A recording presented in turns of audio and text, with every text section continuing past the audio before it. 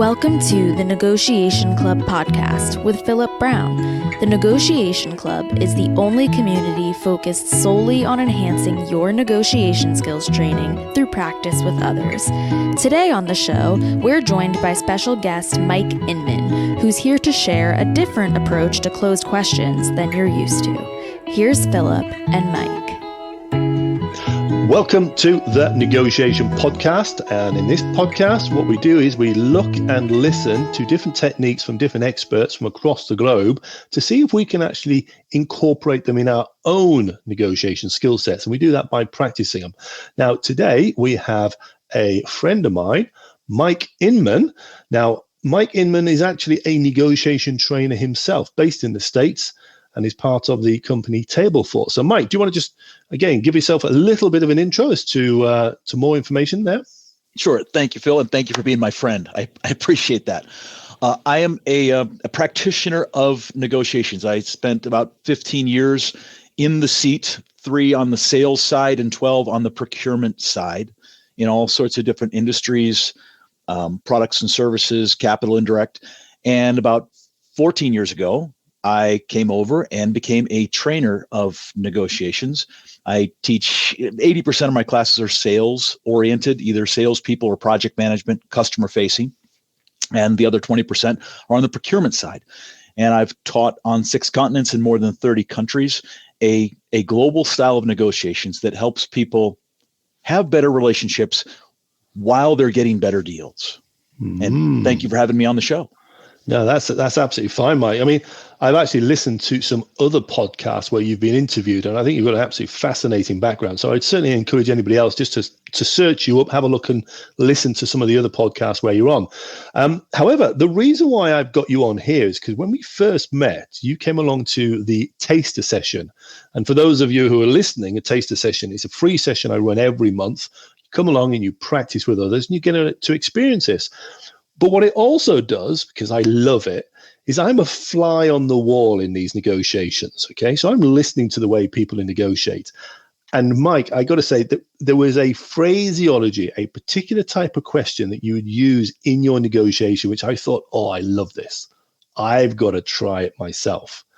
Now, I don't know what the terminology is for it, but let me just explain what I heard. So, for example, you were negotiating with a young lady. She made a proposal. It was something like, I'll pay the price is £552 per ton. And then you said something back. What did you say back at that moment? So throughout the process, I'm always trying to get on the other side sheet of paper. Okay. It's which is different than empathy. Empathy is more about, it's closer to sympathy related. Gee, why are they here? Why are they buying? Have they had a bad day with their boss? Whatever. But I'm trying to understand what is their next best alternative, their BATNA, if you will, and what techniques are in play and what are they telling me about my positioning? Do I have the deal or am I just being used for them to negotiate with someone else? So I'm trying to understand that. And throughout the process, I felt that there was a little more there that she was just negotiating. That's her job. I never hold it against someone to try to get the best deal possible for them. Yep. My job is, I consider it a fiduciary responsibility to get the best deal possible for my side while I'm having a good relationship with the other side, building a relationship, and want to make sure that they get a good deal too. So in that process, the 4 minutes of your taster, I felt like there was a little more there.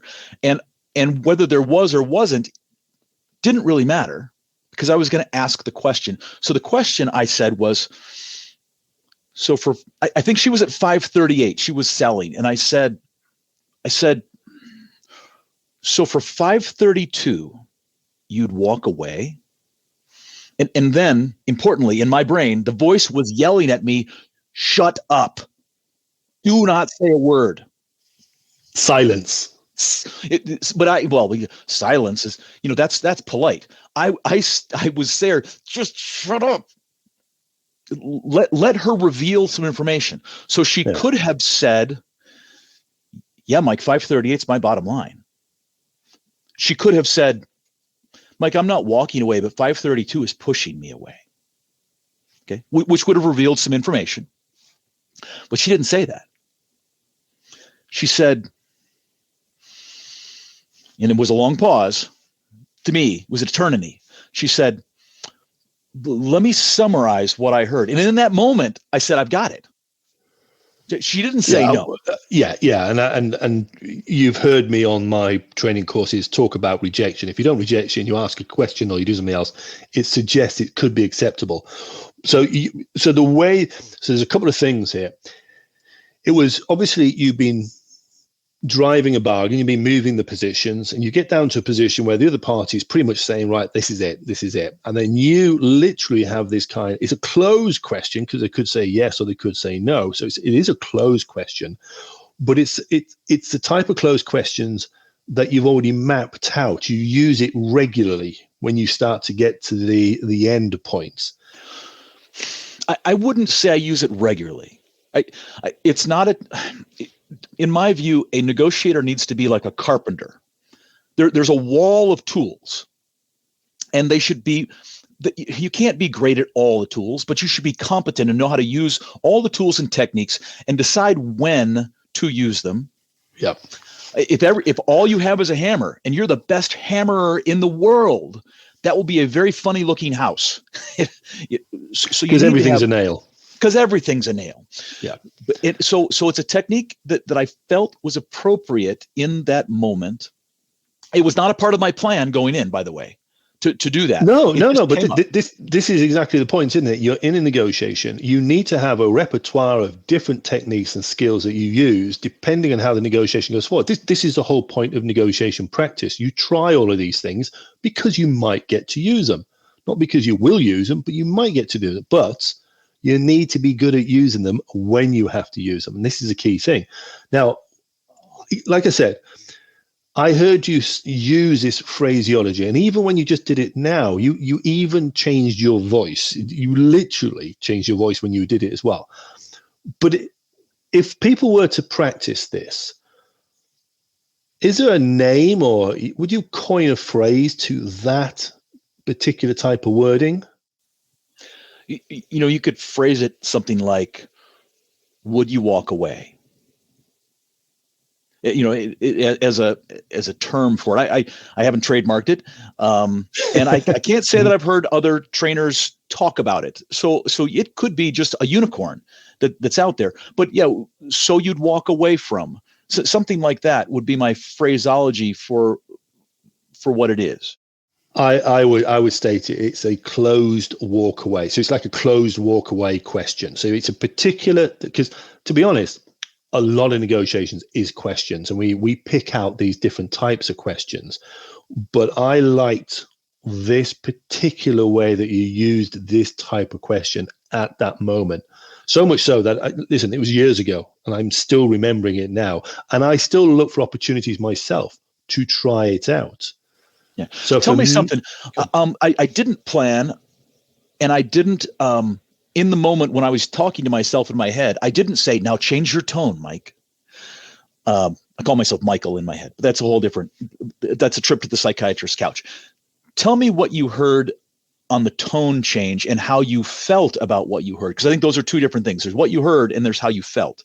Tell me about that. Oh, that's cool, because I'd have to go back and just listen to it. But it was basically like it's a subtle question with a tone that is suggesting that, I don't know, you'd be mad to let this go just for a small amount. I like that. Oh, now that does piggyback off of lots of negotiations I've been involved with over the years. It doesn't happen in every one, but this happens primarily a salesperson. Yeah, please. No, I was about to say, because there's a few things going on here, okay? So you've got to break it down. So what you did is closed question. You didn't make a huge jump. You're nibbling. You're just trying to get a little bit more in it. And you also put that silence. You put that pause. You kind of like, just stay quiet. Let them ponder it and consider it. Because this is the important thing about all negotiations. It's not just one thing. It's a combination. It's like the ingredients for a cake. Yeah. And you've got to know how to put them together in the right order at the right time to make it bake. So, and Phil, I think negotiations become this complex topic because people are looking at all the moving parts at once. If you break it down, there's some very simple, not always easy, things that are going on. Don't get distracted by everything. Now, you still have to paint a mosaic at the end of it and to summarize a negotiation, what happened. But each little technique is very simple, not always easy, in its application and what is happening in the moment. The micro moment, I think you've described them as. Yeah, I term it the micro moment. And it literally can be a word, a pause. It can be any one of these, but it's literally the micro moments that have the impact that we can practice. So the micro moment that this stemmed from originally was, I've seen salespeople do this regularly, mostly on the sales side. They will say to the buyer, like, Phil, you've been a buyer, I can't believe you're going to lose this deal over something so small. And maybe it's like an introduction to somebody else at the company or a sister division, or take a phone call for me or something like that. To which I said in the moment, as a young buyer, I was more assertive when I was younger. I was less collaborative. I would say, no, I can't believe you're going to lose this deal over something so small. It was almost a defense mechanism. When they were daring me, how dare you lose this deal? I was like, me? No, how dare you lose this deal? So it was combative almost in its initial application when I said it. And then as I matured, sophisticated, did more negotiations, I learned we don't have to be combative to be assertive, getting to the side. But even in your questioning, it is a dare. I mean, you're literally daring them to say no. It's just beautiful, honestly, Mike. I mean, like I said, there are so many elements to it, and yet it is just one of those moments in a negotiation. Right. Listen, I've taken up I've taken up sort of the 10 minutes that we want to sort of do this on. So what I would suggest is that for those people who are listening, all right, I would take on board what Mike is saying here, which is, first of all, it's all about these moments, and it's knowing the right skill and the right technique and the right tactic to use at the right time. And this particular one is, I would guess, a type of closed question, a bit of a daring type, a dare to say no. But don't forget, you need to practice it because there are other elements that come to play. There's no point in saying, oh, you what do you say? So for 538, you would walk away and going, right. So for 200, you'd walk away, which is obviously it's too extreme. So again, there's all these little subtle things you've got to go into it. And it wasn't a round number. No, odd number again. Odd numbers, tonality, timing, pause. Hey, Phil, can I tell the audience something about your training sessions, the tasters that you do, and then the ongoing clubs? Yeah, go on. Very quickly, I'll give you 60 seconds. It's a very safe learning environment. There's going to be people there who love negotiating, and if you love negotiating like I do, go there and you'll get to enjoy it and try stuff with new people from all around the world. And if you have a fear of negotiating, if you're reluctant to do it and it sounds scary, Phil runs a safe learning environment. He doesn't call people out for doing poorly and make fun of them. None of that happens. If you do poorly, you just keep your mouth shut, and you did poorly, but you can learn something. I think we learn more from our failures than our successes. So thank you for providing that safe learning environment for the negotiators of the world out there, Phil.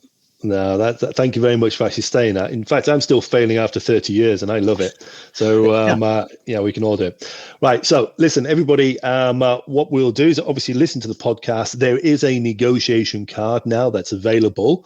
Don't know what the name of it is because this is going to be done. But this one is attributed to Mike, Mike Inman. All right. To, like I said, Mike Inman, plenty of experience, negotiation trainer. Search him out. And other than that, I think we should say goodbye and best for everybody else. So, yeah, okay. All the best. Keep practicing. Don't forget, keep practicing. Come to a taster. Find yourself a club. Take care. Bye-bye.